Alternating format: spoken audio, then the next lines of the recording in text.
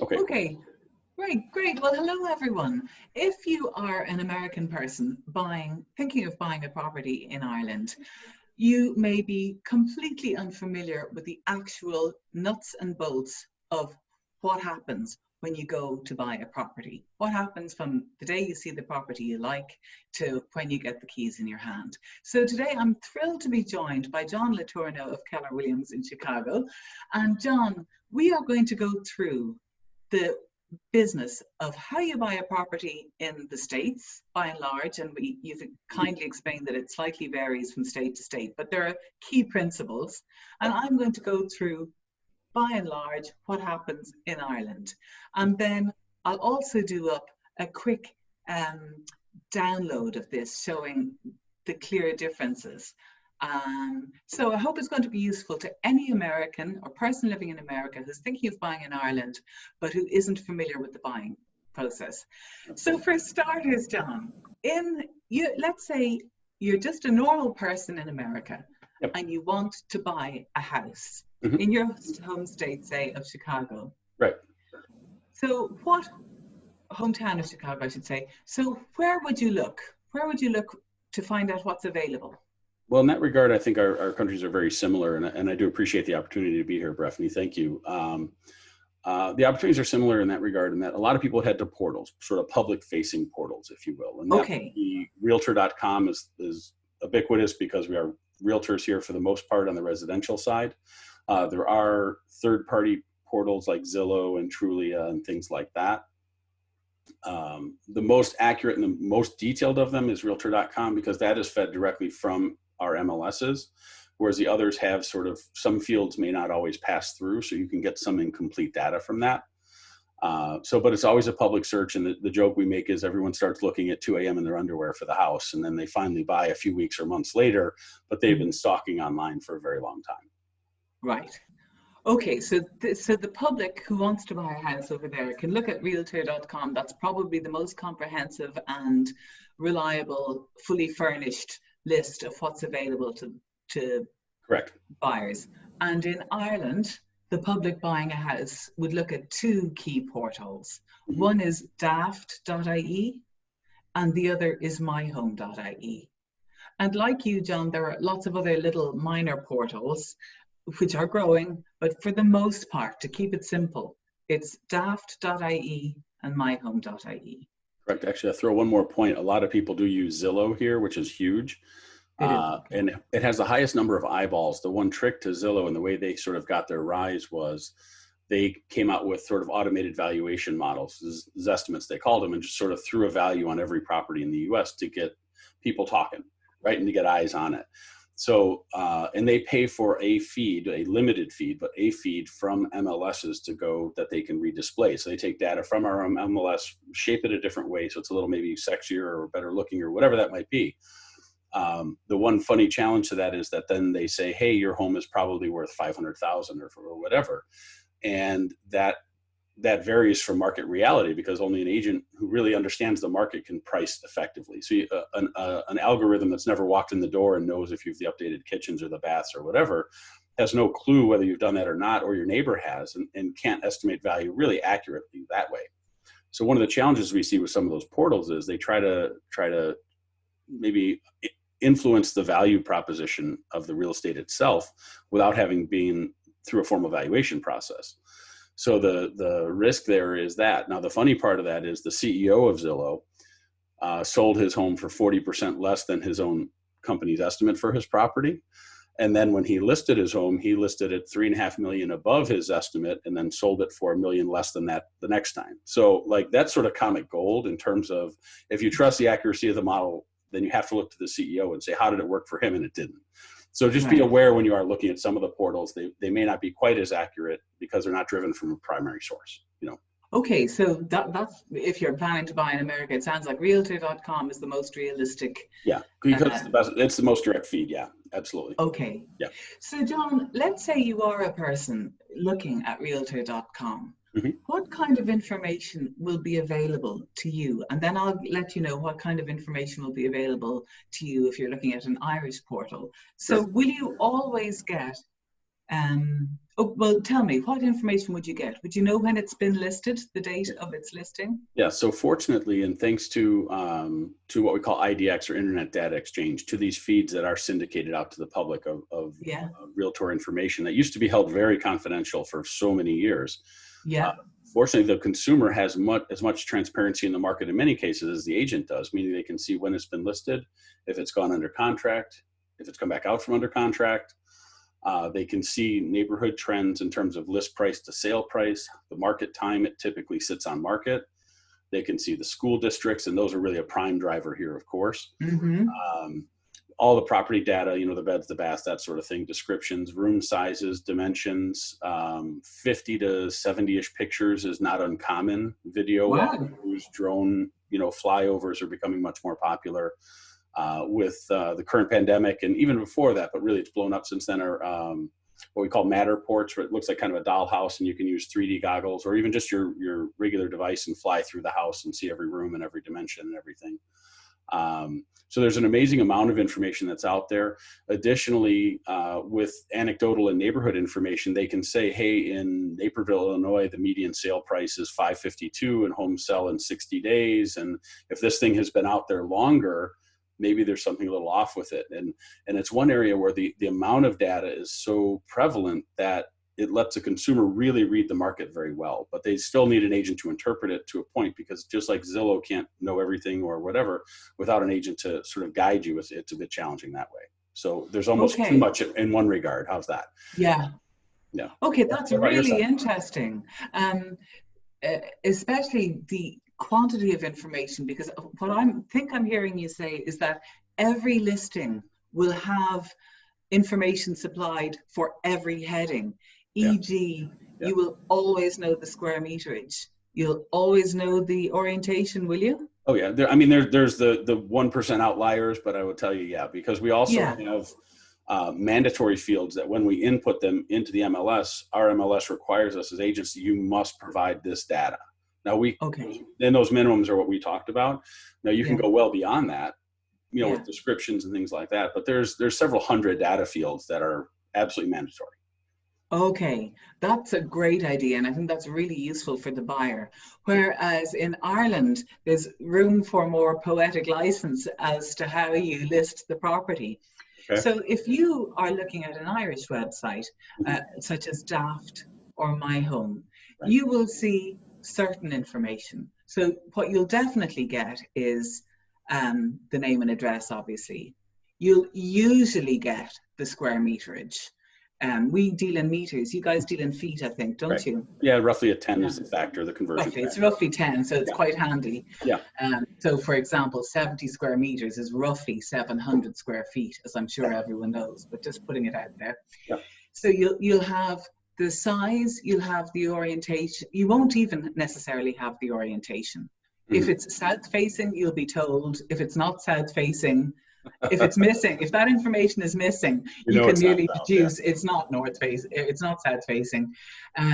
So you'll get the price, the asking price, and we'll come back to price in a minute, and you'll maybe get 6 or 10 photographs. Mm-hmm. Increasingly, because of COVID, you're going to get a video and maybe a virtual reality tour, but that's all you're going to get.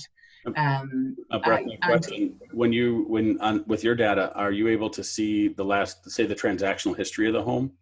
No, you're not. You have to go to another property. So just in terms of transactional history, the first thing you'd like to know probably is how long has it been on the market? Right. So that's not always clear either, because yes, when the agent puts it in for the first time, it will go on as, let's say we entered it today, the 18th of May, 2020. That'll appear. But let's say it doesn't sell for 6 months. The agents can do what's called a refresh. And it will now have it'll have a date. Let's say we refresh it in December. It'll now have a listing date of December 2020. Okay, so it resets the market time to try to get a new approach to the market, right? Yeah, exactly. Okay. So someone can't see that this property has been hanging around on the market for a long time. And there's no historical vision for a buyer to go look at that and see? No. Okay. No. That's one area we definitely have much more on that regard, in that our consumers can see who bought it, who owned it, when they bought it, and even maybe an owner or two back, and every time it's come to market. So that's an area where that market time is a really, really big bellwether for us as far as how you structure your offer for the property. Because we look at, if you know, hey, home sell in 60 days or 40 days or 10 days, whatever that might be, and this thing's been out there 180 days, you say, well, something's wrong with the seller or something's wrong with the property. Either way, maybe there's an opportunity for a bit of a deal there, because I use that data sort of to your advantage as a buyer. Okay, so there is good information on ours. We don't always provide floor plans when selling. Now, all of the big agents would provide a floor plan. Would you provide a floor plan? For the most part? That's growing in popularity on higher end homes, say over maybe $750 or $1 million. They would. It's typical. It's not mandatory by any regards, but it's becoming much more prevalent. And what we're seeing is when people are doing Matterports or those sort of fly through virtual tour things, those companies, as the computer is sort of stitching all those pictures together, draws the floor plan. So it's definitely filtering down, which has been a big help, because if someone says, well, geez, I didn't know the living room was next to this, or that was over here, there's a stair there. And a lot of times, the phrase we use is catfished on the pictures. You'll see these glorious wide angle photos, and this kitchen looks like you could land a 747 in it. And you walk in and it's 8x8, and you figure, how big a lens must this photographer have had? Whereas with the floor plans, you know exactly what you're walking into. So it's a huge help that way. Yeah. Okay, so just in terms of pricing then, John, just to get a sense of, if I see a property listed on realtor.com for $500,000, is there any rough guide as to what I'd expect to pay for that property? Yeah, I mean, the advantage there is with the analytic tools that we have, you can see average list price to sale price. And if it's, say, a 3% market or a 5% market, you'd expect, hey, homes close within 3 to 5% of the market of list price. Now that also, would they typically be up or down? Down, and that's a great point, Breffnie. Thank you. Yeah, excellent point. So in this case, before I would ever write an offer on a property, for example, if you said, Breffnie, you're buying in Chicago, before I'd write an offer, I would do a market analysis or evaluation on that property as a buyer's agent and say, hey, look, what's the market trend? What's the inventory? How long does it take to go under contract? And how long does it take to close? And what's the discount between list price and sale price? Unfortunately, our MLS tracks that. We also can track sort of original list price, the final list price when it went out, if it had been, say, repositioned, like you said, or refreshed, I think was your word. I love that. So if a property went out and then say it was refreshed and then it finally went under contract, we can see the stats and the analytics for when it originally went out, when it went under contract, and when it closed. And those numbers always go down. Rarely do they go up. In some very pretty first-time home buyer homes like that have what we call dipped in HGTV sauce, like if they're ready for a TV show. Those would be bid up, but in most cases it's down, and anywhere from 2 to 5% is not uncommon. In terms of if I had to put a rough number, 2 to 5% of list is a typical discount. Really interesting. What do you see on your side? It's quite different over here. Okay. So if you were to see a property, so again, let's talk big picture. As we all know, there's exceptions to everything, but big picture. For properties under 500,000, let's say it's listed at 395,000. It is more likely than not that you will pay more than 395,000. And it's more likely than not that if it's asking 395,000, you might expect to buy it at 420 or 430,000. That wouldn't be an odd margin to go up. Similarly, so what I would say is that the higher the value property, the closer you're likely to get between the price they're asking and the price that gets paid. The lower the value, you're more likely to be paying over it. Wow. But if, for example, you had a property that's asking 1.5 million, it's, again, totally, things change, but as a rule of thumb, it's more likely that the €1.5 million house will be sold slightly under the 1.5 million.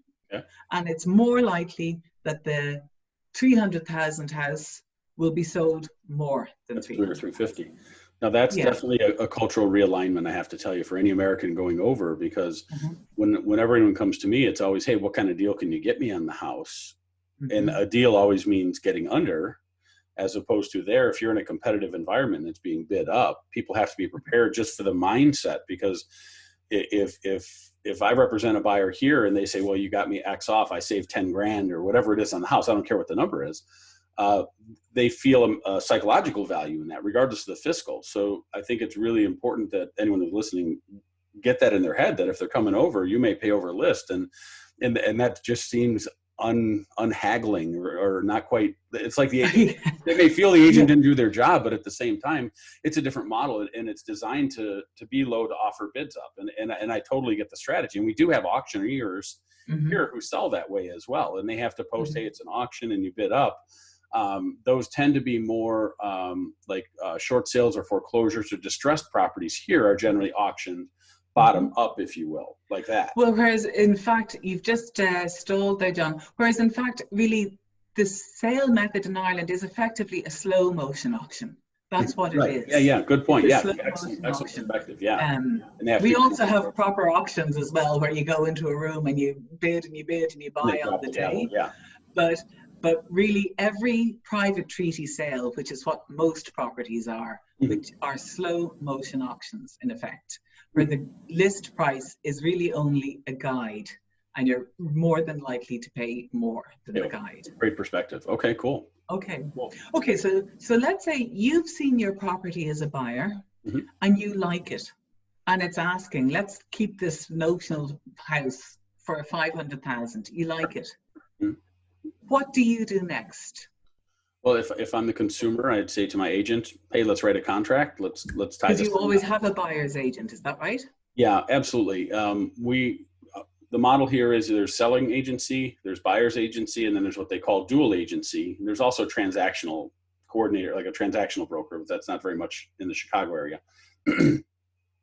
But most buyers are represented by an agent, and they act as a fiduciary with their best interests in mind. So it's really great to have someone only on your team in that regard, because you have someone who is only looking out for your interests, regardless of whether you happen to buy the particular house they have listed. Some people will say, hey, I only want to work with the listing agent, thinking they may get a better deal because that person may get both sides of the transactional fee or the commission on it. But I mean, our rules as fiduciaries, we can't do that. And as a dual agent, our ability to negotiate is much more limited, because there's very, very strict things on what we can and can't do as a dual agent. So you definitely would want a representative on your side as a buyer's agent. Absolutely. It's critical. So if I was with you and I said, hey, I want this home, my agent at that point, because we have integrations, would click. We have sort of an agreed upon fill in the blank contract, if you will. It's about 14 pages, and we start with the contract. So can I just stop you there for a second, John, and ask you, you've seen this house and you love it. It's 500,000. Sure. And you, John, are acting, I'm your client, you're acting as my agent. Oh yeah, okay. Do I have to prove to you that I've got the money? Do you ask me to show you that I've got money? Yes. Now this is a delicate area, and when I was newer, I was much more bashful about asking that question, because you're getting very, very close with people at that point, because you talk God, politics, or money, you're getting real intimate. So in this case, and the joke I make is all our money says in God we trust. So I'm kind of getting religion and money all in one. Right. But certainly it's up to me to say, hey, are you pre-qualified to buy the home? Now that comes down to a faith factor, me going, hey, do I trust the buyer that that's the situation? The second is, who's their lender and who are you working with? Have you been pre-approved? No, I haven't. Great. Here's 3 lenders I work with. Get pre-approved with them, and then we'll go out and kick tires. Because early on, earlier in my career, I would go everywhere with anyone, right? And I didn't mind it because I was like, yeah. Well, I learned there's a lot of people out there who might have champagne taste and beer budget, as we use. So it's up to me to do that. Now, when I present an offer to the listing agent, to the selling agent, as you would call it in Ireland, I always would, of course, have my purchase contract and a pre-approval from the lender. So that way, you can call the lender and say, hey, don't give me their specific credit scores and all that. I mean, there's a lot of things that lender can't disclose. But what they can say is, yes, that's Breffnie O'Kelly. Yes, she's qualified for up to 500,000. She's putting 5% down. She's going to get 2.75% interest rate fixed over 15 years, and off you go. So, or whatever the deal particulars are. So the listing agent won't be happy to take a bid or to go under contract to someone unless they have seen proof of their funds. Fair enough. Yeah. Correct. And I mean, a good one would not. Some, again, people can do whatever they want to do, but your probability is so much higher if you come in strong that way, right? And debt right now is so inexpensive here. Our mortgages are at crazy rates. I mean, if there's one benefit to pandemics and things like that, is that our interest rate had already been low, has gotten lower. Mm-hmm. So the rates I quoted before, for example, fixed 30-year debt with 5% down. If you get a 30-year mortgage, and again, fixed at 30 years is 3.1% mortgage. And if you do a shorter term, like a 15-year, you can get 2.75% mortgage for 15 years. Right. It's in 5% down. Like it's crazy how accessible property is in terms of the debt right now. Well, yeah, as you say, that's an upside. Yeah. And just one question before I tell you what would happen here. Sure. Is if you had a client who is a cash buyer versus pre-approved, do you feel like that would be a strength for you going in to bid on a property? Huge. It will now, especially with the pandemic coming, and cash buyers always get the better deals because they can write a check in a week or 2 or 3 weeks and just close, so it's a very, very, very quick process that way. Proof of funds then of course is critical. Like you said, kind of getting, hey, where's the money, and if it's, hey, it's somewhere else and I have to wire it here, it'll be a week or two, be careful, right? But cash buyers get the better deals. Yes, absolutely.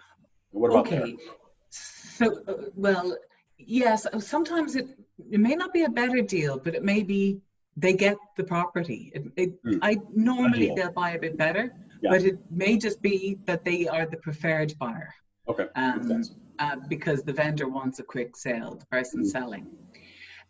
So I know, John, that what happens with you and what happens with us is quite significantly different from here on in terms of going to buy this property. So we'll try and keep it as clear to everyone as possible. So for you, the buyer will nearly always be represented by a buyer's agent.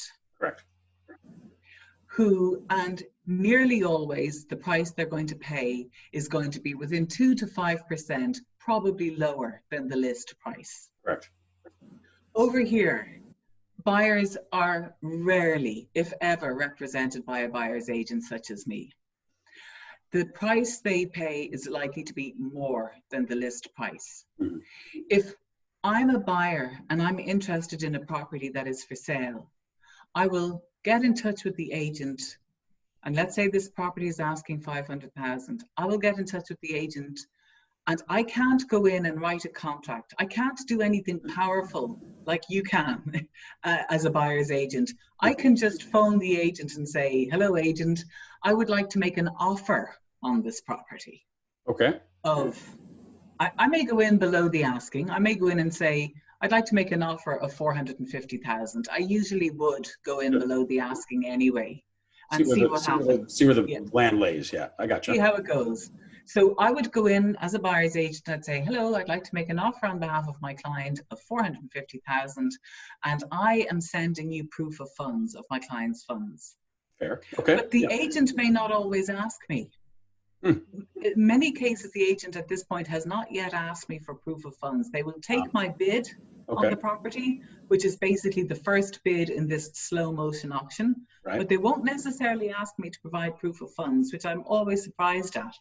But they don't usually at this point. Yeah, that's crazy. Yeah. Wow. Okay. Yeah. Some of them will. Yeah. But I'd say only 50% will actually ask me for proof of my client's funds at this point.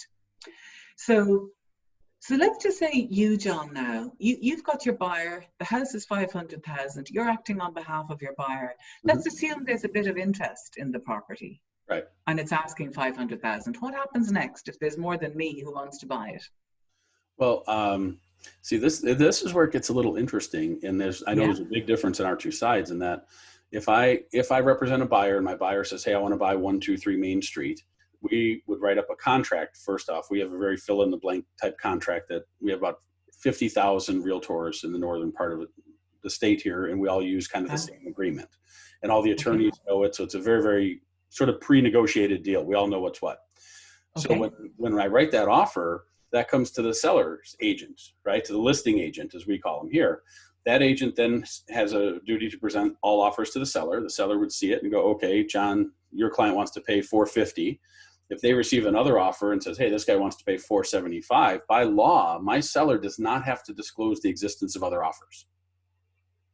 So seller now can play a game. Do they want to keep all the offers and respond one off at a time? Or do they want to say, hey, there's multiple offers. Everyone needs to get me your highest and best by a certain time, what we call a bid deadline, which is much more sort of along the lines of your auction process. But in many cases, if my buyer or my seller has a strong price, but maybe weak financing, and let's say the other buyer is a cash buyer, but at a low price, there's nothing, we can absolutely, with the seller's written permission, go, hey, offer this price to that buyer to get better term and better price. And if they say no, we can fall back to them. And this first buyer may never have even known there was another offer out there, because we cannot disclose that without permission of the seller. So it's very different in terms that we can't disclose multiple offers unless we're told to. Whereas in your situation, I believe it's a little different, correct? It is a little different. Talk about that. Yeah. So John, can I just go back to what you were saying there, so I'm really clear I understand this? Sure. So the listing agent receives an offer from your client of 500,000, but they need finance. They're going to get a loan, and they have it, but they are going to borrow. So that's one offer. They also receive an offer from a cash buyer of 450,000 cash. You are saying that the listing agent can say to the 450 cash that we've an offer of 500,000, but you don't need to disclose to them that it's a financed offer. No. And you can invite them to match it, or to, like, what would the listing agent do then? Well, this is at the seller's direction. So the key here is the seller is really driving this. Yes. The agent's guidance, of course, but the seller is driving this because we want to get them the best price, best term, best quality buyer. So we can choose to say, hey, the seller's responding at this price point because we have another offer on the table. Now, a canny buyer's agent would say, but are they all cash? And again, this is a matter of what you ask, you don't get. You know, if you don't ask, you don't get the information. But you have to tell them. You have to tell them if they are. No. We can just say the seller's response. The seller's responding at 500,000 with no other change in terms. And now we said there's another offer. The seller's responding at 500,000 with no change in your all cash or anything else. Now that's a clever way to have told them, but not told them that, hey, we just want the price, but we love your terms, but we hate your price. So the seller here drives that a little harder with a good agent's advice, of course. And that we're blessed in that we can really use that to the seller's advantage. Now, as a buyer's agent, I need to be very sharp on asking the questions, saying, hey, I'm in a multiple offer situation. That's great. If I represented you, Breffnie, and you were the cash buyer, my first question would be, okay, hey, the seller's responding at 500 with no other change because there's another offer. My response then is the other offer all cash or not? Then then it comes down to some horse trading on the agent's parts, because they have to be honest with each other and say, well, yeah, unless they have written permission from the seller, they can't disclose that. So, but in some cases, agents might not always remember that. So you can definitely, you get a lot more when you ask, is what I'll say. Yeah. Leave it at okay, that's really interesting. So just before we get on to Ireland, over what kind of time period is all of this likely to take place, a multiple offer situation? Are we talking within a week? Maybe 5 days tops. Okay, 5 days tops. So so a bidding process as such, this multiple offer, working out of the multiple offer and the various strengths of each, and would be around maybe a week. Throw maybe a week at it from say the time the sign goes in the ground, as we say. But in many cases, it's when it hits the internet, because the sign doesn't sell the property; the sign sells the agent. In most cases, is the phrase we use, because oh, look, his name is here and her name is there. Yeah, that's great. But really, it's who can reach the portals first and who can get to the eyeballs on the screen first. So maybe a week would be typical for that. If it's a hot property and there's a lot of buyers' interest, maybe within a week it's locked down. Absolutely. Okay, so it is quite different here then. Yeah. So say you want to buy this house in Ireland and you're my client, and it's 500,000 and it's just gone on the market. So the first thing is, we may not be able to tell from public information when it went on the market. So that's our first issue. That's a problem, because as you say, knowing when it went on the market gives us leverage. If it's been on too long, we know there's a story and a deal possible. However, there is a website called that agents can subscribe to that give them inside information on the initial listing of that property, called Property Week. Okay. So I have access to that information. Oh, so that'll be the first point. We'll figure out when was it on the market. which will raise its own questions. Mm-hmm. And let's say it's asking 500,000, then if it's been on the market for a long time, then we wouldn't dream of going in with the 500,000 price. Right. We'd go in below because there isn't the demand for it. Yeah. Mm-hmm. But if it's just, so if it's been on the market for a long time, we'll have one strategy. If it's just gone on the market and we see it and it really meets our criteria, mm-hmm. and we're really keen to, we're moving to Ireland, we need our heads on a bed on a certain date and we want it. Well, we have to, then we want, there's no benefit to waiting. There's not really any benefit to waiting. Right. So we'll go in and we'll make an offer, and we'll probably make a lower offer as well. Mm-hmm. So it's just gone on the market today. We go and see it. We make an offer of, say, 470. In general, the bidding for this is likely to possibly take 2 to 3 weeks, which is a long time. Mm-hmm. Now, it doesn't always. But if it's just on the market and it's got its fresh sale, right. you know, plan of action, and everyone's full of energy and the vendor's expectations are high, it can happen that if you go in with an offer early, on the first day of seeing it, what can happen is that the vendor thinks, wow, we've got an offer on the first day of viewings. Right. What else is going to come? You know, what other offers are out there? And they probably won't say yes mm-hmm. to your offer. Okay. They'll probably say, hooray, we've got an early offer.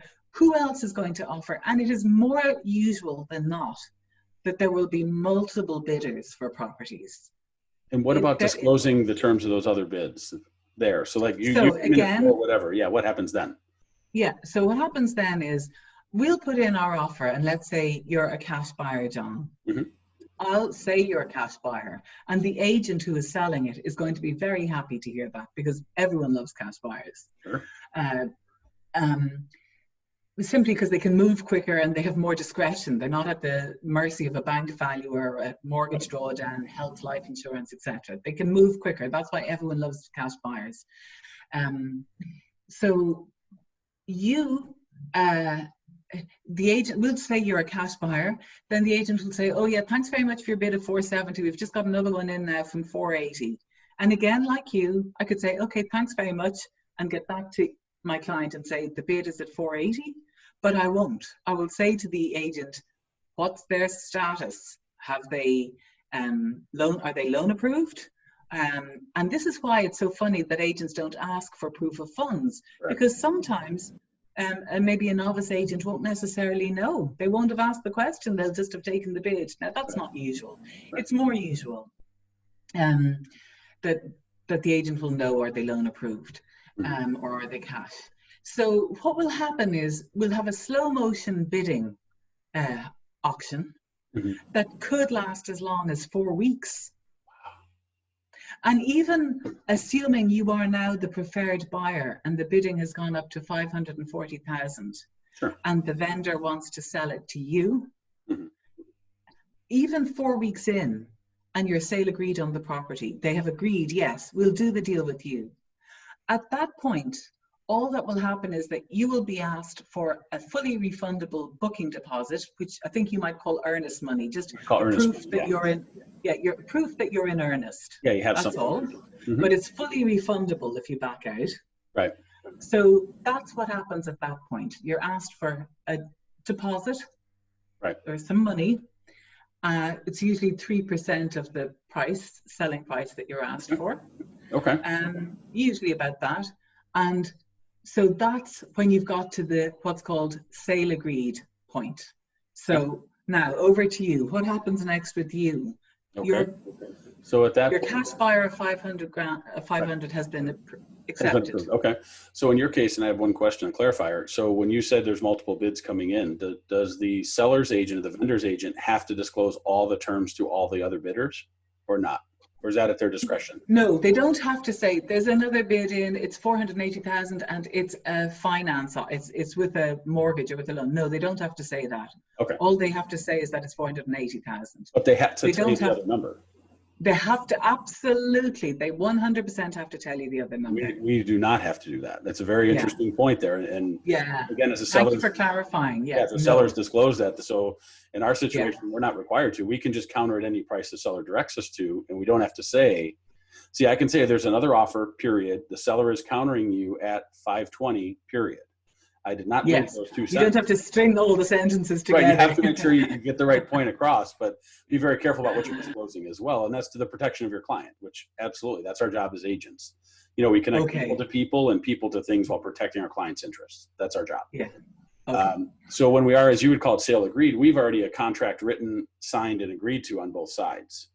So at that point, the contract.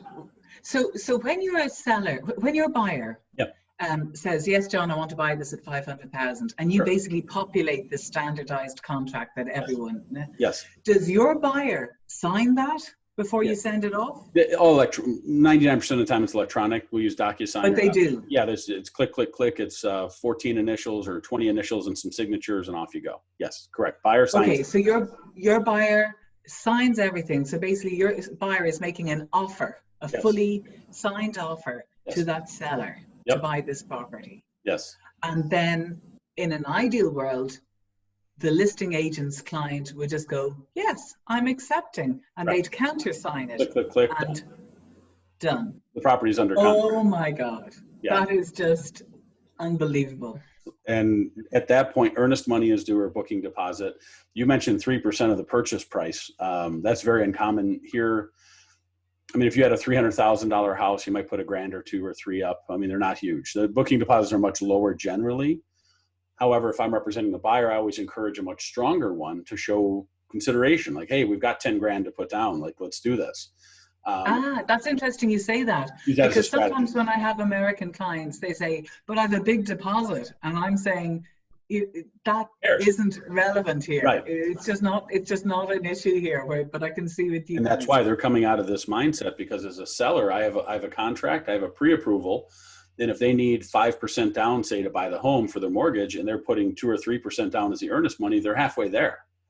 You know, so I know, hey, they've only got to come up with a couple more grand and they can close at that point. Whereas if someone scrapes in on a $500,000 house and they hold it with $1,000 and they need 50 grand for their loan, I go, man, I don't know if they got 49,000, you know, whereas if they put 25 of it down, they're pretty committed to the deal. So we can use that as a litmus test. Interesting. So when we're agreed, when the contract's done at that point, and the contract has very typical strictures where you'll have a 5 business day window for the buyer to do any inspections they want, a home inspection, a roof inspection, the sewer, the walls, whatever they want to look at. They have 5 business days to get in and check whatever the heck they want to check. Then they generally have another 5 business days or so to sort out any issues that come up. So, hey, the water heater's bad, or the boiler, or the roof is bad, or whatever it might be. The two you'll haggle a little bit. And after that sort of 10-day window, now you're done horse trading. And it comes down now just to financing, and that's it. So the retrades happen very early in terms of our adjustments. And then move to close, and the lender does their job and you close. Okay, John, just one question on that. Let's say the buyer has put down their earnest money of 50,000. Mm-hmm. Do they do that at the point at which they've made the offer? Yes. Or when they make the offer with the earnest money? Well, they would into your account. They would typically, it would be when the contract is agreed to. Okay. Our contract has, say, earnest money of X dollars will be deposited within X days of the contract, usually within just a few days. And that's held in what we call, most cases, a joint order escrow, meaning it's held in a bucket and neither party can touch it until the deal either consummates or comes apart. So it's not that the seller takes it. So it's fully refundable if it falls apart. If the buyer does the right things. So if the buyer follows their transactional timelines correctly, yes. But the buyer can jeopardize it very easily. Uh-huh. If, for example, they don't give notice that, hey, I couldn't get my loan in time. Like we have a loan contingency date that, hey, June 1st, you have to have a loan in place of X, X, X, and X term. And if not, if you don't tell us you don't have a loan, it's assumed you have one and you're moving forward. So now let's say June 2nd, the buyer goes, hey, I couldn't get my mortgage. Our seller at that point goes, well, you didn't say you couldn't get one. You're stuck. This earnest money now becomes challenging. Negotiable. So it could get Right. very, very messy afterwards. So the buyer can Okay. risk that money if they don't watch their timelines. And that's where having a good agent on their side to watch that for them. And you establish sort of these transactional due diligence dates. Like, here's our inspection contingency. Here's our attorney review contingency. Here's our loan contingency. You got to really watch those dates very, very, very closely here. Okay. Okay. So that's interesting. You say attorney review. So it sounds like the agents write the contracts, Mm-hmm. and then they have various trusted professionals review the contract, Right. review the building, and check that the finance is happening in the time frame. Yes, That's correct. what happens. So you're very front loaded in terms of all the stuff. Stuff, Mm-hmm. whereas we are the reverse nearly. So what would happen with us is, let's say after multiple weeks of bidding, maybe 2 to 4 weeks of bidding, Okay. you are now sale agreed to buy this property, and you've been asked for, say, 3% booking deposit, which is what's called your earnest money. Again, that also goes into a limbo account. It's the estate agent's client account that it goes into. And the estate agent holds that, and it is fully refundable in all circumstances. Wow. Until you have signed a contract. So what you're really doing when you pay your booking deposit is you are buying yourself a period of time, right, in which to act. So what are your actions? They're not dissimilar to your own. One is you get your surveyor in, your building surveyor. Is that what you call them, or did you call them an engineer, or what did you call them? We'd say a home inspector would just home inspector. Okay, well, we'll call that. Yeah, the electrical and the roof and the plumbing and the what, he just kind of do a general what's over the property. Okay, yeah, exactly. So with us, we would also, it's not essential that you get one, but certainly as a buyer's agent, I would strongly recommend you do get a home inspection done by what we would call a chartered surveyor or a building engineer. So usually as a buyer's agent, I would say, let's get this done. In my view, get everything done as quickly as possible so that everything can keep moving. So you say within 5 days you must, and I would say to my buyer, within 5 days you really should. But what happens sometimes can be that the surveyor isn't available. The chosen surveyor isn't available. But for sure, like you, we would be looking at getting this thing done as quickly as possible, because sometimes after a survey, there's a point of negotiation, as I'm sure it has happened with you. E.g., you've converted your attic, but you've taken out the support timbers. So, we're going to have to redo the attic or whatever. So, so the same for you then, I presume, after 5 days. Correct. Yeah, and similarly for us. Yeah, and one thing we saw, and the trend goes back and forth during the recession, 08, 9, 10, afterwards, when everything was kind of crumbling down, a lot of buyers wanted a deal. So they would write a real low offer because no one was writing offers. They'd get in, and then during the home inspection, and the home inspectors have to cover their own butt in a way, right? So they're writing these big 40-page reports about, this switch is a little cocked, and there's a screw missing here, and there's little knobs missing from the kitchen cabinet. I mean, super detailed, which great that the buyer knows, but then buyers would say, here's a list of 50 million things wrong with this home. I want 50 grand off. And it was really what we called a retrade, right? They would just rewrite the deal. And it was really, it was unfair in many regards to the sellers, because these buyers have these lists. Now, the challenge is we have disclosure laws, and this is in almost every state, saying, hey, if the seller is aware of a material defect in a property, they must disclose it to potential buyers, which I'm sure is similar. Well, the challenge the buyers were saying was, look, Mr. Seller, if you don't give me my 50 grand off, now that I've made you aware of all 40 pages of this, you need to disclose to your next buyer that all this stuff is wrong with the property.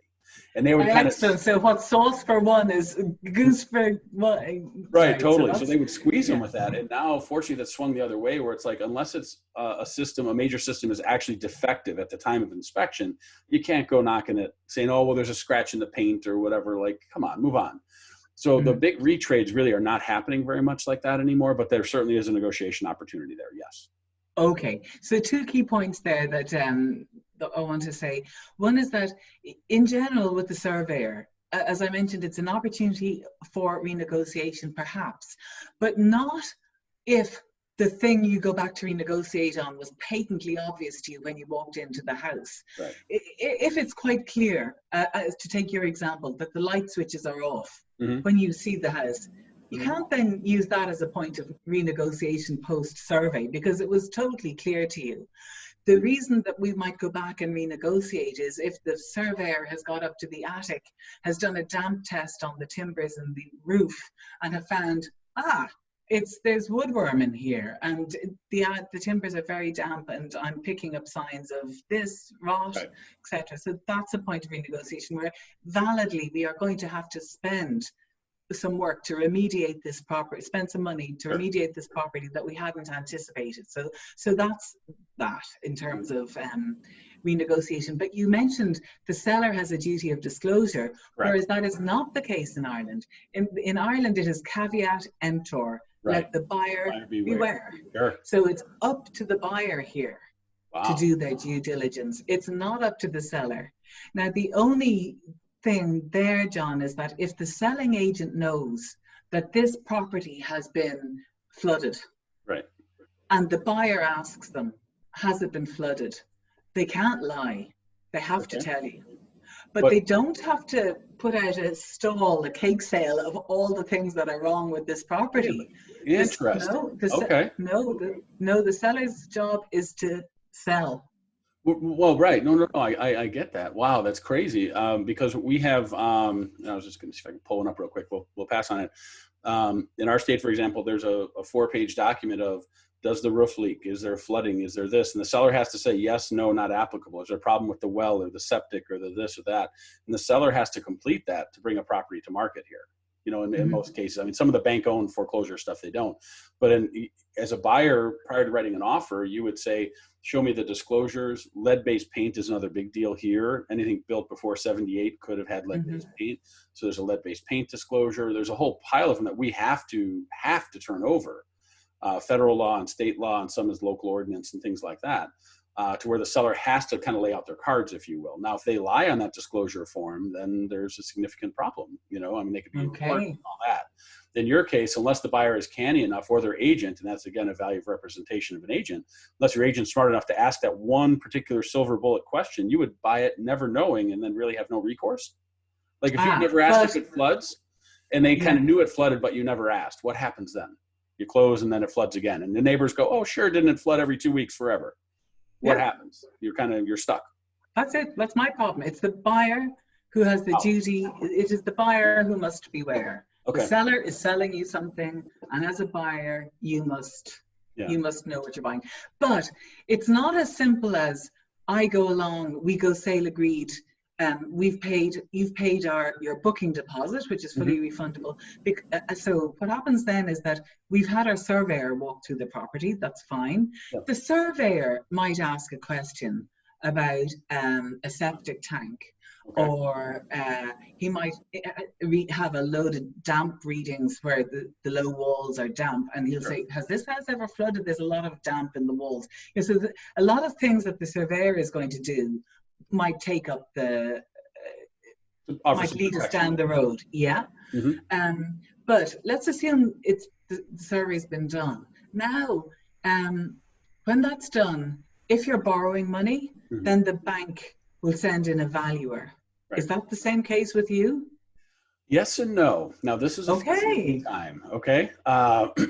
Homes under 500,000-ish, low to mid fours and under. In something like 40% of the cases right now, they're doing automated valuations. They're not even sending in an appraiser. So no human ever crosses the threshold. That started out at a very slow trickle and has gone bigger and bigger as data pools and data sets get aggregated and there's more anecdotal information. And again, sort of that market transparency. Lenders are feeling more comfortable doing that. Now, it's interesting because the bank is only there to protect their money, not yours. So if they feel comfortable protecting 450,000, if you're putting 50 grand down, for example, with an automated valuation, great, except if something should default or something goes wrong, well, then the buyer's on the hook guaranteeing the bank's money too. So it's a big risk, I think, personally, to see that. Now, our system is a little different in that regard too, in that as a real estate broker or agent, I cannot do a formal appraisal that would stand up to a bank scrutiny unless I'm a licensed appraiser as well. Mm-hmm. Whereas there, like as a member of IPAV or SCSI or whatever you are in Ireland, at any professional standard, you have the ability to represent people, but also to do valuations. So that's very different. I think when buyers are coming there, know that they're dealing with someone who could do a formal valuation that would meet the requirements that the bank would look at. Here, you go, 550, and that's enough. That's all we do. So really, the valuation perspective is a huge difference. But I would never be called on to do a formal valuation for a bank because I don't have that. I don't carry that license. I can't. Okay. Whereas you're right that most agents here can do a valuation. However, banks have a panel of agents that they use as valuers. Sure. And not everyone is on that panel. Right. See, so. Okay. And and they have kind of the red book and the blue book, and there's two different methods and models of valuation in Ireland. Yeah, it's sort of different here. Yeah. And it's really, it's good because it's a very rigorous standard compared to what we see here. I'll be honest. It's much more rigorous there than here. There's no question. But one thing here that changed prior to the recession, the Great Recession 08 and 09 was, if I was an agent and I worked with a particular bank a lot, they would have their favorite appraiser, and it would always somehow come out exactly at the contract price. Just by dumb luck, every appraisal he did matched the contract or the target price. Because when our valuers are given to go out to an assignment to value, they would get a copy of the contract, and they'd know, hey, this thing has to hit 550. Shockingly, they would come in at value or even above. Imagine that. Mm-hmm. Well, during the crash, new rules came in, and now they have these mortgage sort of appraisal, sort of a clearinghouse, meaning the bank calls a company, the company randomly assigns an appraiser, and there's no direct connection between the lending institution and the appraiser directly. So the idea is that it's Chinese walls, right? It puts it up so that way the bank can't tell the guy, hey, make it hit 550 so we can do the loan. And the buyer can't tell the appraiser, hey, hit 550 so I can get my house. Like everyone's put in their little silo. The challenge to that is that, let's say there's a lot of nuance to a lot of communities here based on school district, based on county, based on secondary school versus primary school. And that can be $50, $100, $200,000 value differences within a quarter mile, just based on a line of a municipality or a school district. Huge.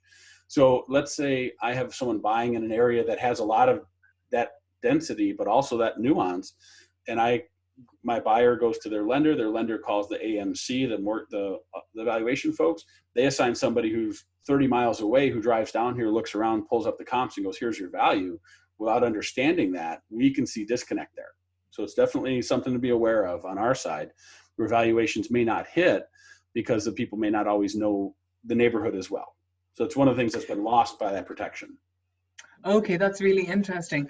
And it would make you think that the valuers then, these random valuers, the guy from 30 miles out of town who doesn't know the nuance of the value of this school being in that catchment area versus being in that catchment area, you would nearly think that that should be something that the schools should have a value ranking too, shouldn't they, in the MLS? Well, there are rankings that in our MLS, we can search by school district, by this, by, you know what I mean? Like our data, we can, as we get buyers come in, say, I need to be an 86 or 99, and they know the numbers like that in terms of I want this primary, this secondary, and there's we have sort of data overlay maps, so only homes in this district are they looking for or whatever, and that's a huge driver. It's not as bad as it once was when this first started, but I can tell you it still is an issue. And now with automated valuation models, they may not also understand that same nuance. So that's one of the risks we see, is that some of these appraisals aren't hitting well. Yeah. Excuse me. And some of it may be because of that. I don't know. I'm curious to see how that continues to play out. Interesting. Yeah. So it's not dissimilar either, except the valuer goes out from the bank. So if you are borrowing money, John, from an Irish bank to buy this property, the bank, you will phone them and say, hello bank, I've gone sale agreed to buy this thing. Can you arrange for a valuer to go out? The bank might say to you, call any one of these valuers and get them to go in. Or the bank may say, fine, we'll send out a valuer. It could be one or the other. Right. So the valuer goes out, and as you say, they're more likely than not to have actually done the valuation before they ever set foot in the house, to the mechanism of using 3 comparable properties that have sold in the last 6 months. So they'll do the valuation, and let's assume it hits the right value to allow for the percentage that the borrower is buying, if you're borrowing 90%. So the valuer goes out. So ideally, if I'm acting as your buyer's agent, I will ensure that you have your valuation and your survey done absolutely within 10 days of going sale agreed to buy the property. Yeah. So let's assume both of these boxes have been ticked. We're not renegotiating. We're not doing anything fancy. We're just going ahead to buy this property. Mm-hmm. Can I tell you what happens next? Because it's quite different to what happens with you. Oh, yeah. What happens next is the estate agent says to the buyer, great buyer, who is the solicitor, your attorney, basically, who is the lawyer representing you? Okay. And I will write out to the lawyer representing you saying you have agreed to buy this property at this price. And I will write out to the lawyer representing the vendor to say the same thing. Now your two lawyers are going to start talking to each other. And that process can take anything. Honestly, I've seen it take a year, but ideally it shouldn't and never really would. Apparently we're averaging 5.5 months now, but honestly, I think you can nearly always be sure it's going to be anything from 3 months to 5 months of the date of you going sale agreed. Now it shouldn't be, and I'm sure plenty of people would say that's not true, but in my experience, it is true. Anything between 3 months and 5 months to get this thing done, to get the deal done. And that is probably because when the person goes to sell their house, their deeds, they may have a loan on the house, mm-hmm. and their deeds may be in the bank. Right. So the first that their solicitor or their lawyer ever hears about this property going for sale is when they get a note from the estate agent saying, your client has now agreed to sell this house. Right. So the solicitor then has to write to the bank to ask for the deeds of the house from the bank. Okay. So they can send a copy of the deeds and the title to the solicitor of the person buying it. But that alone can take weeks. I've seen it take 6 weeks to get the deeds. Wow. Okay. And that's just before they even get cracking on the title and the planning and the extensions and the septic tank. So that's where it all goes really slow. The music slows down. And would they, so you're, you as a buyer's agent, I'm buying a house in Dublin. We go find it. I love it. We're going to pay $500 for it. The front money for the inspection, and you said the survey, the buyer pays the survey fee? Yes, and it's about, roughly you could expect it to be somewhere between 300 and 700 euros. Okay. In the States, usually the seller pays the survey, because the seller kind of proves what they have, if you will, is the way that is. In some cases, the buyer will pay it, but it's uncommon.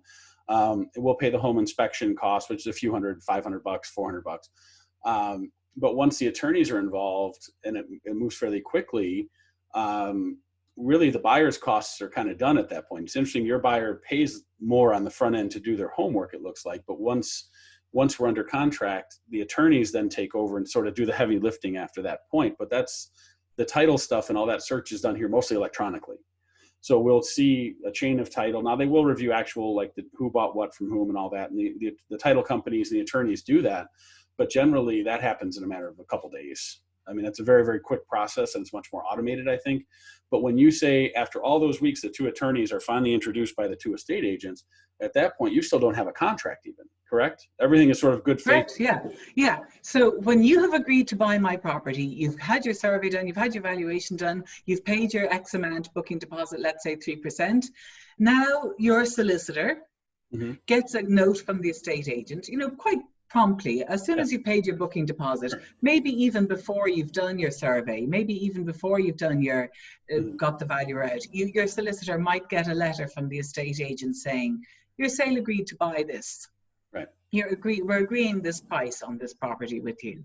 So at that point, at some point during this 2-week process, while we're waiting for the valuation and survey to be done, your solicitor will be written to, and so will the vendor solicitor.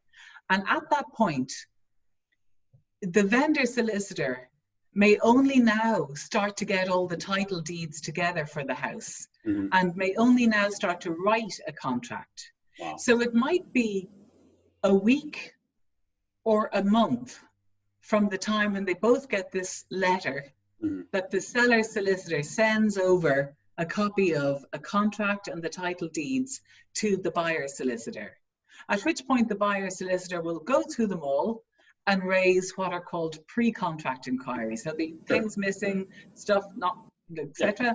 And so there'll be a toing and froing and toing and froing for as long as, and usually, 3 months to 6 months to 10 months. Wow. Now, it doesn't need to take that length of time. And there are many reasons, times when it doesn't take that length of time. But it can. And let's say it had been sale agreed before the property. Mm-hmm. Let's say the property already was sale agreed, but it fell through for whatever reason. Right. Then at that point, the vendor solicitor is likely to at least have got the title deeds from the bank, will have written a contract, will have kind of got the show on the road to some extent. So that will have speeded it up. But so let's just say you've gone sale agreed. Each solicitor now knows there's something happening, there's a deal happening. Right. They've gone back and forth and back and forth. At a certain point, the buyer solicitor will say to the buyer, I am happy for you to come in now and sign a contract. I am happy for you to come in and pay a further 7%. So now you'll have paid a total of 10% of the cost of the house. Wow. And you will sign a binding contract. Now the buyer is doing binding things. Until they sign that contract, they're not doing anything binding. They're spending some money, but they're not binding. When they sign that contract, now they are doing binding things. Now they can forfeit that 10%. Now it's at risk. Okay, so now we're on. Okay. Now the vendor's agent tends to breathe out because they think, phew, this buyer is actually going to go ahead and do this deal. Makes sense, yeah. Until a contract has been signed by the buyer, there's nothing. No deal. But it's interesting because in your case too, the buyer signs the contract first. Yes, always, yeah. And we sign the contract. The buyer buys the contract first, signs the contract first. One interesting difference there too is your appraisal or valuation is done before you even have a contract. In our situation, that valuation happens weeks after the contract is done. Mm-hmm. So it's really the timing difference. What's nice is you know if your buyer if the property is going to value, if they have the money, I mean, you know ahead of time. So I love that yours is front loaded that way in terms of the buyer qualification. So I think it's great because you have far fewer whoops, oh, by the way, right? Like the phrase I say is issues can be dealt with, but surprises kill deals, right? If a surprise comes up, just look for the mushroom cloud because it's done, it's gone. If there's an issue, you go, hey, we can work it out. So early on, if you know there's an issue, great, we have time. Whereas when it's a surprise last minute, bad things happen. Yeah. So we get to a holding period after kind of once, and it's hurry up and wait. So we write the contract, the attorneys talk, the valuation is done, and then it's really, we just wait on the bank at that point. Prior to and both people at this stage have signed the contract. The buyer and the seller have, so they've both entered contractual arrangements, which are subject to finance being okay? Unless they're all cash, there's a financing contingency, there's inspection contingency. And there's a legals contingency so long as that's usually 5 days, 5 business days from the day the contract is signed. They have 5 days. Like get all the, usually it's 5 days and then an additional 5 to sort out stuff. So 10 days is generally what we see, 2 weeks of whatever. And after that 2-week period, the buyer is basically locked in. There's no more kind of, well, gazumping and gazundering and all the fun other things you guys have happened. We that's not really, it's not the case. Now there's one provision, and I've seen it in every state, and I teach all over the US and Canada, and I'm blessed to visit Ireland as well. And in every contract I've seen in our side, there's always a stipulation that says the buyer and seller agree that the real estate will be in materially the same condition at close as it is the day it goes under contract, right? So the seller has to keep the property insured, even if they're not in it and all that sort of thing. So you go, okay, cool. That's one of my favorite phrases of the contract, because I had a situation, I do a lot of commercial and investment work as well, where we had a 6-unit apartment building, flat. We were set to close on a Friday. And the seller, it was an investment, so the owner didn't live in it or anything, but he said, hey, you know what, I'm running late, this is happening, let's schedule it till Monday. No problem. Well, Saturday, one of his tenants, and they had wood balconies, and he was deep frying a turkey. And if you ever YouTube deep fryer turkey accident, when they dropped it in, these things exploded. This huge flame ball came up and it burned the building down. So that was over the weekend. So now I represented the buyer. So my buyer says, well, it's not materially in the same condition. I need not close, of course, because this is a smoldering wreck of a building. However, by being patient, we worked with the seller and the insurance company. They rebuilt the building effectively to brand new. My client never exercised their right to terminate. They simply extended the contract. We closed nine and a half months later, but now the building was brand new, built from the ground up. Now the seller didn't care because he was out anyway. His insurance company covered all the rest. So my buyer got effectively a brand new building by waiting for the weekend in a few months. So like those phrases, they seem kind of throwaways sometimes, but be aware that those are very, very important. I'm sure you've seen things where craziness is happening, where people rip the cabinets off the fireplace is out, fireplace out or whatever. Yeah. So it's a provision, and we'll wait, say a day before closing, we go do a final walkthrough and kind of kick the tires one more time, be like, okay, is everything still here? Yeah. You know, and is that simple there? Yes, we would do a final inspection as well. Yeah, we would do a final inspection just to make sure, exactly as you say, that the water tank hasn't leaked or whatever else. Yeah. So as you say, yes. So John, let's say now you're an American buyer. You've both parties have signed your contract. Yeah. So everyone's in agreement. Everyone's happy that you were still going to go ahead and I'm going to pay the same price I agreed to pay. I'm the buyer now.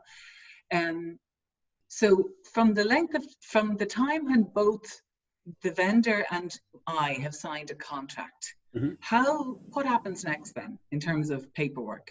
You have the valuer out? Once the contract is signed, really the bank will then, they'll go through the valuation process, the appraisal as we call it. Yeah. The bank will assign that, the buyer pays for it. Interestingly, since the buyer pays the bank pays the appraiser, the buyer technically has no rights to the appraisal report. It's an interesting one, right, where the buyer the bank isn't legally required to give it to the buyer. So it's a case where a buyer goes, well, I'm paying for it. It's like, no, you're actually not, isn't it, given that they're paying for it? Yeah, they are, but they're paying, they call it like a processing fee or something. They name it something else. Yeah. Clever attorneys, right? So that valuation process happens fairly early on. It's a very quick, like, okay, is it here? Great. And off you go. And after that, it's really waiting on the bank to do their paperwork. Now the attorneys are looking at title, but that's so quick that it's not really even that much of an issue unless, a fence encroaches or something. And even at that point, that's minor. Like there's very, very few big deals or issues that come up there. So so we're talking about a couple of days for attorneys to scrutinize things. Is that right? If that, yeah. I mean, they have 5 business days at the beginning, and then, if anything with title comes up, we'll know a day or two before closing and they figure it out. So it's but our attorneys also will charge $500, $600 for the whole deal, and they're done. Okay. So it's very, very reasonable on that front, which I think is a little good point. Okay, because you're more likely to pay a minimum 2.5. It could be anywhere. 2,500 upwards is likely for an estate. Now again, people will watch this and say, "Oh, I got the fee for less" or whatever. So they might quote you 1,500, but then there'll be searches and other expenses on top of that, and copy of stamps. What we call by the ways. Yeah. By the way, we needed this. By the way, we needed that. Yeah. Exactly. Yeah. So you should allow for somewhere between 2.5 to 5, and sometimes solicitors or lawyers will want to charge a percentage of the value of the property. That they might suggest charging interesting. Okay. Yeah. Okay. So it's up to the buyer to negotiate the fee. Yeah. And now let's say Breffnie, buyer comes to you and says, I want to buy it. I'm going to, my attorney fee is $5,000 or whatever that might be. Can they roll that into the purchase price of the home? They write a check and pay it, correct? No way. Okay. No. Because we have certain loan products here, not many, but like VA or Veterans Administration loans, and even what we call FHA or Federal Housing Authority. There's loans that you can put a very small down payment on, and a lot of your purchase fees can be rolled into the purchase price, provided the value hits to where they feel comfortable doing that. So in some cases, they can do that here. Like we have 3.5% down deal. You can finance everything but 3.5%, and even some of the costs can be financed. So it's, you can walk into a $500,000 house for $15,000 or something, or $20,000. Like it's crazy. Wow.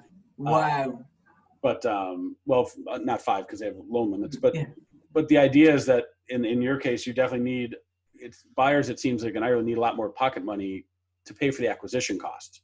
Yes. The attorney is more dear. If you're paying a buyer's agent, you're paying that. I mean, there's the costs up front are a little higher, I think, but it's also just plan and budget for it accordingly is all. Yeah. Yes. Yeah. That's right. Yeah. Okay. Okay, so just to get back to us, you've nearly bought your house in Ireland now. You're nearly done. Yeah. Your solicitor has invited you in, and they've said, yes, we're very happy with everything. You signed the contract. So you've signed the contract. You've paid in total now a non-refundable 10% of the cost of the property. That's what you've paid. And then that contract goes back to the sellers, and the sellers in due course countersign that contract. So now there's a binding contract in place. That's fine. But there is still a time, you still don't have the keys in your house. The contract is binding, but you haven't actually closed the purchase of the property. There is still further time, and usually it's not that long, but it's maybe a week or 2 or 3 before, so that allows the time for the money that you're borrowing from the bank to get issued, the letter of loan offer to be issued to the buyer's solicitor, and for the buyer to sign that, and for the money to literally be drawn down.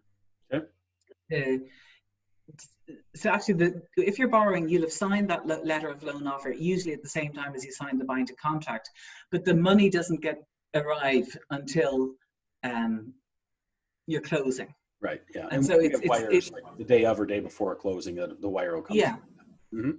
Exactly. And it gives you a bit of time to get your insurances in place on the property, etc., before you've got the keys. Yeah. And it gives the likes of me time to go in and do the final inspection to just make sure they haven't taken the chimney or the fireplace or that lovely light fixture that was included in the deal. Right. Right. So all of that, from the moment you set your sale agreed on the property to getting the keys in your hand, is taking about 3 to 6 months. Wow. Okay, that's certainly a realignment. Here, I mean, it would be 60 days would be a long time from the day you go sale agreed, as you would call it, but like to the day we write a contract, 60 days out is a long time. 45 is typical. 30 45. Is like, okay, no problem. And that's everything done. Like, but our closings, the closings are also a situation like, say, for example, our closings are primarily held at title companies. They're not held at either solicitor's office, where we have a title company acts as sort of Switzerland, right? They're the third party intermediary. Right. Everyone sends everything to them and they go, hey, we don't care. We're just here to milk the cow as it passes through the barn, right? So they collect their bit of fee and off you go. And that's a case where buyers aren't always aware of some of those fees, like on having to get title and sort of provide insurance that the homeowner's insurance everyone knows about. Very few people know about title insurance, and that's a big deal here. And that proving that the deed is clear and it can transact and that the vendor could actually sell the property and things. So, and that can be a few grand. I mean, title insurance can be $2,000 to $5,000 that buyers may not. And the buyer pays that. They do. In most cases, they find a way to roll it into the loan. So it's kind of most buyers aren't as sensitive to the price point of it because it's just one of a page of numbers they see and go, okay, how much do I have to bring to closing? And that's it. And they don't really look and shop that. And as standardized as our system is here, fortunately, and it's very electronic and people transact. So a lot of the issues with title have been worked out over the years, but in other countries, this is nowhere near this clean. No. I teach CIPS, which is Certified International Property Specialist course for NAR, and I teach it all over. And we have people from all over the world take this class about how to deal with international real estate, which I think is kind of how I ran into you, Breffnie, was sort of online in the world.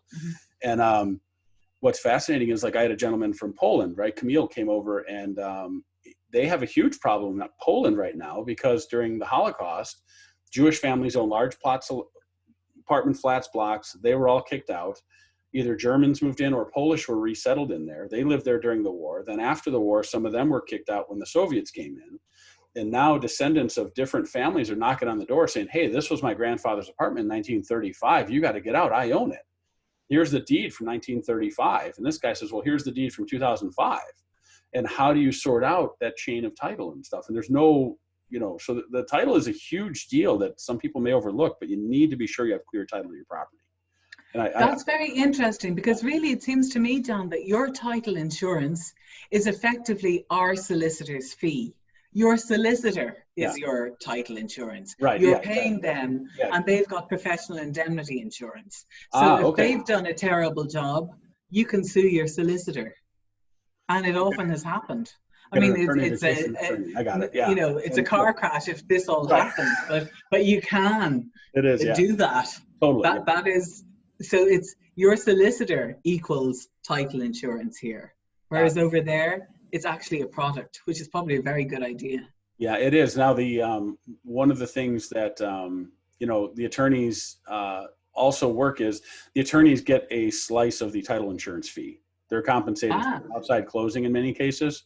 So the attorneys go, well, how can they do all this work for $500 or $600? Well, they are and they aren't. Oftentimes they are compensated. A little bit of the title insurance policy comes back to them, because as an attorney charges $300 an hour, $400 an hour, a whole transaction might take them a day. It's a loss for them, right? So they have to get something out of it. So, okay, so the attorney might choose the title insurance company. Would that be fair enough to imagine say? that happening. Imagine that. Okay. Okay. And so they get a slice of it. Right. Which is fine. So the attorney, it's hard to see. But it's just. What's the attorney doing? What's the attorney actually doing? They're doing the purchase contract review, reviewing the survey, the legal description, and the title insurance. The policy is issued by the title company, but the attorney is actually doing the review of the chain of title. You know, we go back 40, 50, 60 years. So you're seeing all the transfers, making sure everything's clean, that all the liens were removed. If, for example, a contractor had been hired to put a roof on and he told the guy, hey, I'm not paying you, off you go, the guy could put a lien on the property. And then when it goes to sell, there'd be what we call a cloud on title saying, hey, you can't transact until you pay roofer Bob his 10 grand you owe him. So the attorneys make sure none of that stuff happens or is out of whack, if you will. Okay. There's a lot they do. They do bring a ton of value. I'm not discounting attorneys' value, but just sometimes they do get paid outside of the original $500 or $600 people see, just to be aware of it. At the same time, there are states like Indiana, for example, that don't use attorneys to close at all. That the agent does all of the work. The estate agent does everything. The closing prorations, the title work, everything happens on the agent side. And they work very, very hard for it. So we're blessed in Illinois. We have the largest legal system in the U.S. in Chicago, and that there's more attorneys there. I mean, you can throw a rock and hit 4 of them. And so they all got to stay busy. So we use attorneys. Welcome to Chicago. Yeah. Great. Okay, well, that makes total sense. But okay, and I hear what you say, that they check that there's no lien on the property and that everything is kosher in terms of title. Okay, this is so exciting, John. I'm really interested to hear the difference.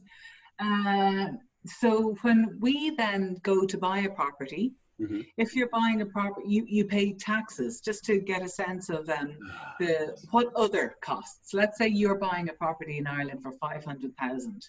Okay. What else are you paying? Okay. So you're paying your surveyor, say 500, 700. You're paying your valuer, say 300. Right. You're paying your stamp duty. That's you're paying your solicitor. We've said solicitor as well. Right. Let's call that 2.5. You're paying stamp duty, it's called. Okay. So if you're on a property up to $1 million, you're paying 1% of the property to the government. Okay. So that's another fee you're paying. That's another cost. And then to own a property in Ireland, right, you have an annual charge called the local property tax. Right. And it's a very small local property tax. It's about 1/5 of 1%. 1/5 of 1% of the assessed value, right? Yeah. And then there was a fixed point where the valuations were frozen for a set number of years, and then it reset or something. Am I right with that? When the property tax it comes in bands, exactly, like because the value, that's it. So if you were to buy a property in 1990, there isn't an official value for your property at 1990, but it's somewhere between 1990 and 95. And and so you pay a rate, a pro rata. Right. And you pay that every year. So it's a minimal fee. But it might just be a thin end of the wedge in the door, and they might just make that bigger, like they tend to do with taxes. But it hasn't gone up so far. And then there's no water taxes. There's no water charges. They were thinking about that, but there's no rates to pay. There's just that one tax to hold your property if you own it. Obviously, if you're in an apartment, you've got other taxes. You have a different situation there, sure. But they're the state taxes you're paying. Okay. How about in Chicago? Well, it's a little different here. How's that? Yeah.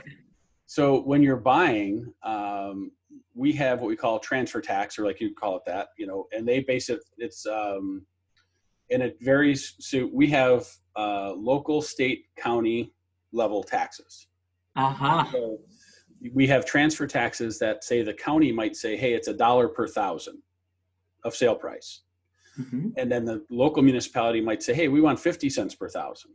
And the state might say, we want, in addition, right, 75 cents per thousand. Exactly. So it varies. And the apportionment of that between seller and buyer is always different. So for example, if you buy in the city of Chicago, that is $10 per thousand. It's the highest. It's crazy. And they're just raising it to where the buyer pays, I think the buyer would pay, say, 3 of it, and the seller would pay, say, 7 of it, was how some of the initial apportionment went. So that's $10 per thousand on top of your sales price. Now, in some cases, I'm further west in the county here, it's $1.50 to $2.50 per thousand. But that's a few grand you got to come up with on a $500,000 house. Like, holy chrome. And so the transfer tax is significant. In most cases, those were, when they came in, and what do they talk about politics? It's dealing with the good of the public for private enrichment, right? So the municipalities came in and put in transfer taxes and said, hey, we want a 0% transfer tax. And everyone's like, well, why would you want to tax at 0? Well, just in case, because someday we might need it. Well, sure enough, they need it. Imagine that, right? Once the camel's nose is in the tent, the rest of the camel is coming. That's what I'm going to tell you. So exactly. It's been creeping up and up and up and up and up. And originally they were very seller focused. And the idea behind that was, look, the sellers are getting a big check. I mean, okay, very Machiavellian. The sellers are getting a big check. If it's a slightly smaller check and there's a few grand to the city, they won't miss it as much as a first-time buyer scraping every penny they can to get over the threshold to write a check to buy a home. So they were very seller oriented. Well, then they got so high, like in the city, they're so high that now they're like, hey, we're going to apportion some of this to the buyer.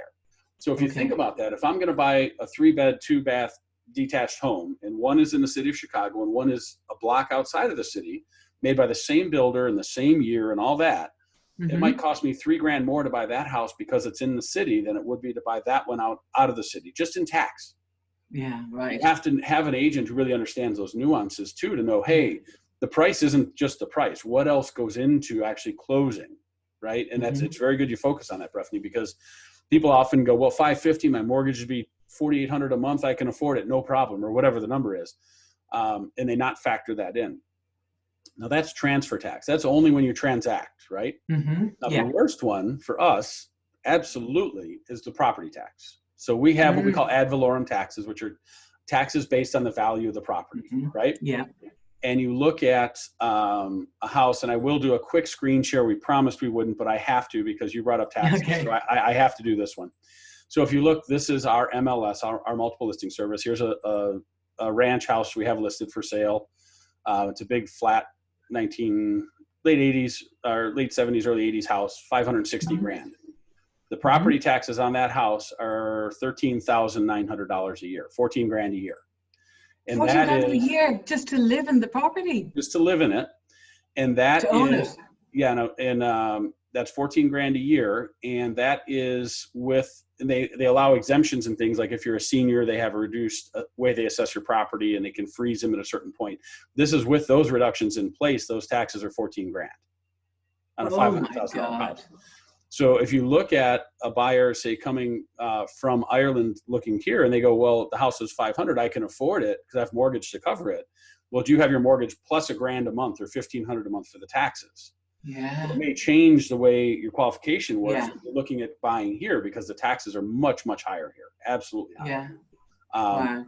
There's areas in Cook County has some crazy taxes. Lake County has insane taxes. There's homes in the southeast part of the area where there'll be a $200,000 house with a $10,000 tax bill. It's ridiculous. Like it doesn't make sense. So the result is a lot of people end up saying, hey, I'm not going to buy in this city because their taxes are high. I'll buy right next door. And they'll be very, very choosy about finding those municipalities. That's driving up the value of the houses or the price of the houses in the county. Well, exactly. And then you look at that municipality, they're smart, because if they have a slightly lower tax base and people pay more for the house, Sure, they may net the same amount at the end of the day, but people feel better about paying it, I guess. So there's a lot of that goes into that. None of us can solve the tax problem right now, but it is very high. It's a different factor here. By state, it matters. Like the home I live in is $8,500, $8,800 a year in taxes, and it's reasonable, right?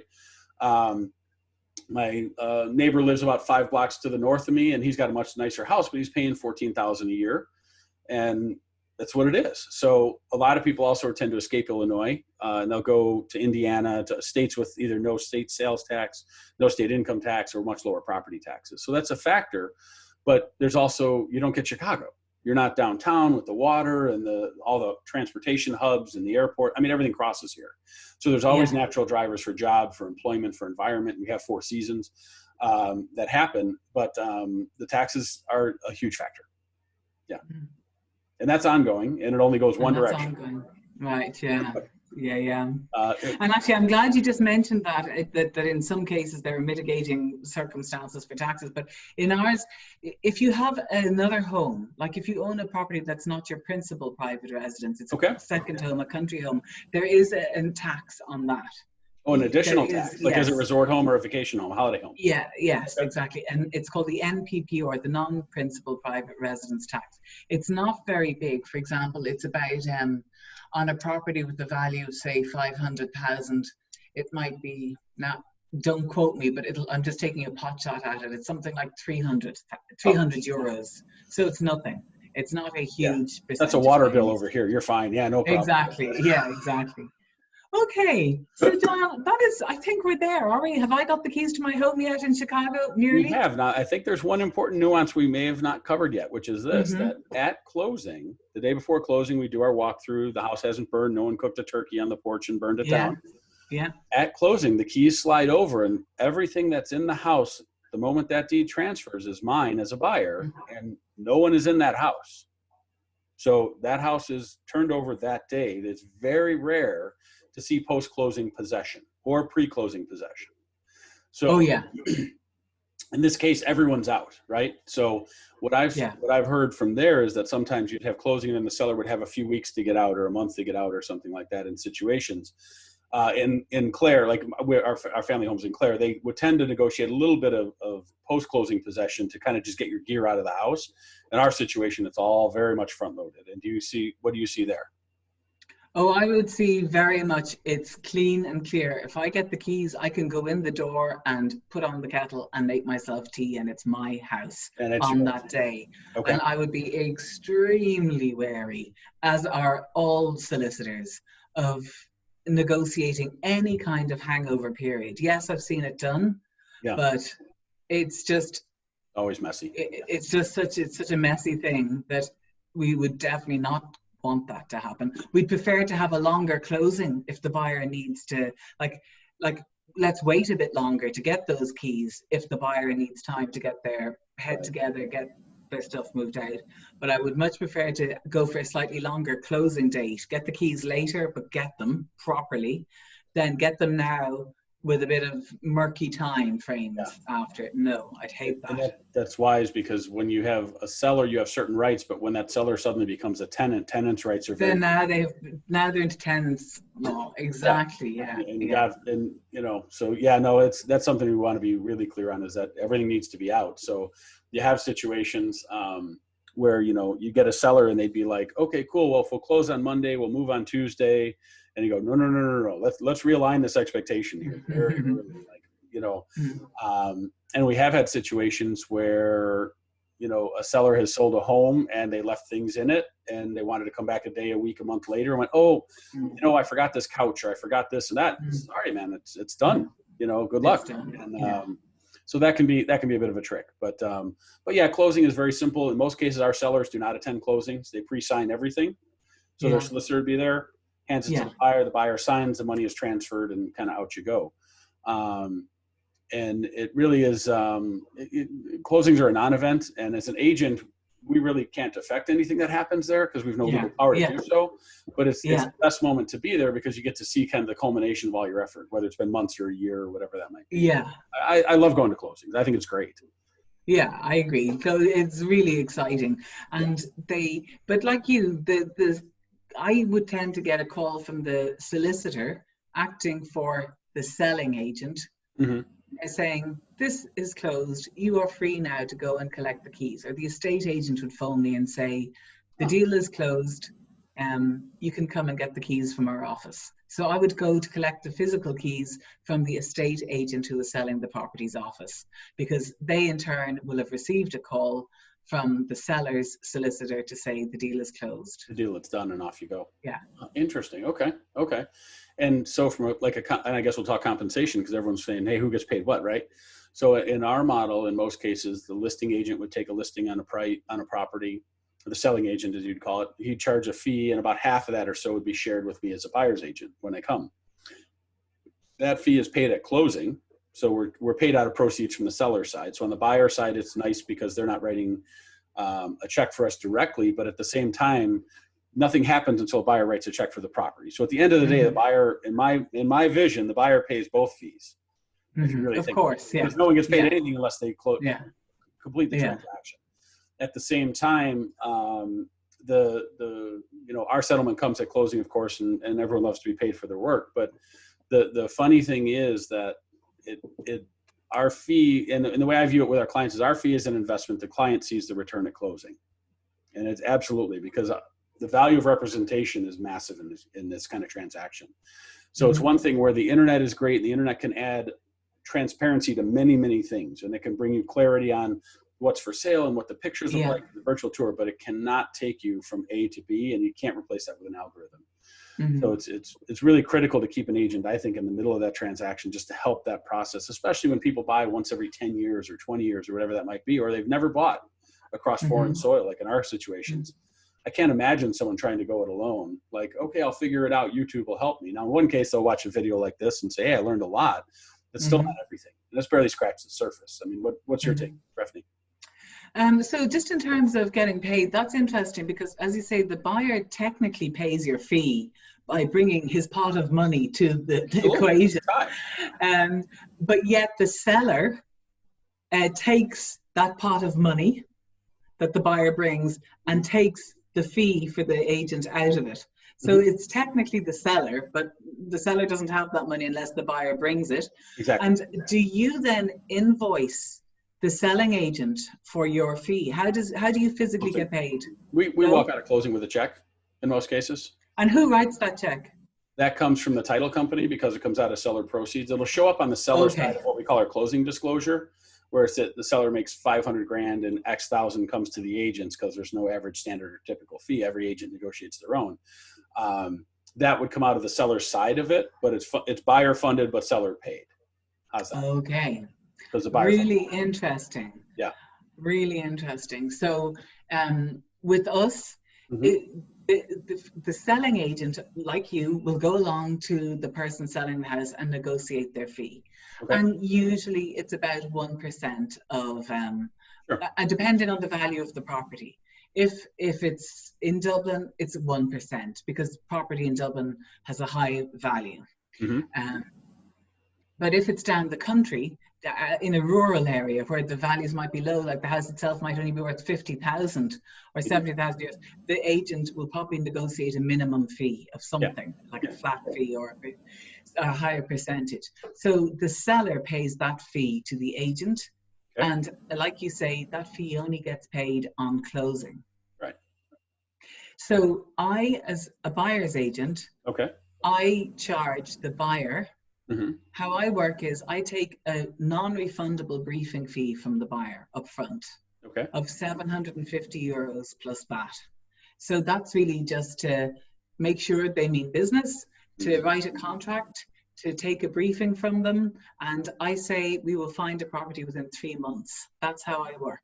So we say, if we can't do it in 3 months, there's something wrong. We've got something not right here. So that's it. And then I get paid when you are sale agreed on the property. So when you have your bid accepted on the property, that is when I get sale agreed. I stay working, that's when I get paid. That's when I invoice you and my fee becomes due. But I still work with you the whole way through until you've got keys in your hand. Successful. And but the reason I do that, initially, I charged only on closing. Mm-hmm. But what I found was I had in my early days, like you, when I was delighted to work with anyone, and I found that I'd say to clients, are you in funds to buy? And they'd say, yes, I am. And because they'd even be a famous person, I might even know of them. I'd assume, yeah, they are, that's fine. But then we go to do the deal. We've spent the months finding the house. I've actually, in this case, I'm thinking I've found an off-market property for this particular client. Mm-hmm. Where we've done the deal because of actually a personal connection. And then my client pulls out because in the end, their funding did not materialize. Okay. And so I had done the work, but I didn't get paid. All the churn and no butter. Yes, I got what's it. That? All the churn and no butter. Yeah. So I thought, well, as far as I'm concerned, my job is really done when we have found it and gone sale agreed. Everything else is out of my hand. That's not to say things don't fall through. Sure. And they can, because the title might be wrong for the property or the survey does a bad property. And if that happens, then, and my buyer still needs to buy, then I'll renegotiate a different deal with them in some way. It's not that they're going to end up paying me the full price and then have to pay me another full price. Right. I'll do something. But I do get paid on going sale agreed. Yeah. Got it. And one of the things, and you brought up a good point, Breffnie, which is about the control of the transaction. It's interesting because I think, in not just in real estate, but I think in life, we're lucky if we can control 20% of what happens. I mean, 80% of life sort of happens. Now it's up to us to sort of manage our expectation and our reaction to it. Control what you can, but as the boulder is rolling down the hill, you manage it or you get run over by it. So you have to, I totally understand that. Absolutely. That makes clear sense. That makes clear sense. So I love it. It's fascinating, the differences and the nuances and the timing. And and I'm so grateful to you for taking the time to talk it through, John, because you know, for anyone who's thinking, an American thinking or a US resident thinking of buying in Ireland, it's so different. It is absolutely. And I think it's one other thing I think we really didn't talk about was the value, especially in Ireland, of a buyer's agent, is that you do have the portals, but the portals also don't guarantee transparency because there's not a fixed MLS that is the center point for all agents to put all data into. Whereas in the MLS, we come from a very broker-centric model or agent-centric model where all the data goes in, and you see it there. You don't have that luxury. So they really need someone like you who knows the people, because you may even find that off-market deal or what we call a pocket listing or something where, hey, it may not be generally known that 1, 2, 3 Main Street's for sale, but you know the person who knows the person or whatever it may be. So you can find them opportunities that they would have never stumbled across. That's true. Although I don't hold that out as a huge, big selling point for myself. It's a factor there, It's a very small percentage. But another reason to use a buyer's agent is that it's buyer beware here. Right. There isn't the full duty of disclosure that there is over there. Absolutely. Here, it's not. It's buyer beware. It's up to us. Yeah. Yeah, that's a huge point is having a fiduciary, having an agent, because your level of service rises to that of a fiduciary, meaning you care for them more than your own concerns, really, in that regard, and that you have your duty bound to protect their interests, which if you have sole agency, if you're dealing with a selling agent who's only representing the seller at that point, they really don't owe you those same duties at that point. No, they don't. Absolutely, they don't. No, and yet, because you have so many dealings with them, you kind of feel like they're your friend. It's Mary selling the house. She's such a nice agent. And you merely feel like they're your agent, but they're not. They're acting for the vendor, the seller, and they have the seller's best interest at heart. That's not to say they're up to anything awful. It's just that they are not acting in your interest. They're acting in the seller's interest, always. That's a great perspective. And we have... in the United States, we call the Miranda Rules, which are basically whenever anyone gets arrested, if you ever watch any cop shows, they say you have the right to remain silent and an attorney will be appointed to you and blah, blah, blah, blah. There's something very similar everywhere around, UK and in Ireland as well. So I always, whenever I'm with a buyer's agent or a buyer, I will always say to them, look, I'm going to Miranda you right now, which is anything you say can and will be used against you. So when we're touring this property, speak not a word, because everything will cost you at the closing table. Don't say you like it. Don't say you dislike it. Walk through, look at it, and let's talk outside the range of Nest cameras and video surveillance and audio surveillance. Let's get away. We'll talk in the car. But let's really keep it close to the vest, because I'm here working solely for your benefit, and you're in a similar situation, regardless of the electronic eavesdropping aspect. But having someone strictly in your corner is a huge deal in those transactions. Absolutely, critical. So I love it. Great. Well, Breffnie, I Okay, think John, so that fantastic. is simply fabulous. I am thrilled. That is the best thing we think we could have done today, the most useful thing Oh, to love it. any buyer. Yeah, Yeah, that's yeah, this is fantastic. So, fantastic. And if you're going to yeah, Ireland, you need to look up Breffnie O'Kelly, no question there. If you're coming to Chicago, thank I'm you, John John. LeTourneau. You can find me too. And thank you all for tuning in and watching. And Yep. your podcast, Breffnie, is? Oh, it's at home with Breffnie. It's a property podcast about buying in Ireland. At home with Breffnie. Fascinating stuff. I'm honored to be here with you. Thank you so much, Great. Breffnie. Thanks a million, John. Fantastic. Have a great day. You too. Bye now. Thank you. Bye.